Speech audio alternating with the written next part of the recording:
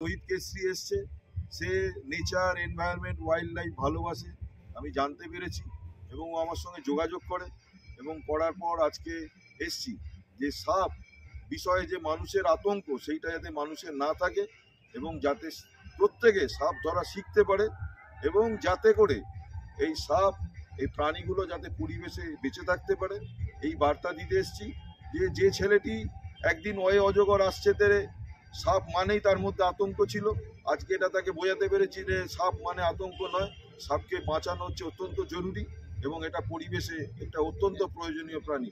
ও প্রথম ধরছে বলে একটুখানি অসুবিধা হচ্ছে, কিন্তু আস্তে আস্তে শিখে যাবে এবং চাই যাতে করে ভবিষ্যতে একজন উপযুক্ত স্নেক রেস্কিউয়ার হতে পারে। শুধু স্নেক রেস্কিউয়ার বললেই ভুল, কম বলা হবে, যাতে ওয়াইল্ড লাইফ, নেচার, এনভায়রনমেন্ট এগুলোকে যাতে প্রোটেক্ট করতে পারে। তাহলে আমি আজকে যে একে শেখানো সেটা আমার সার্থক হবে।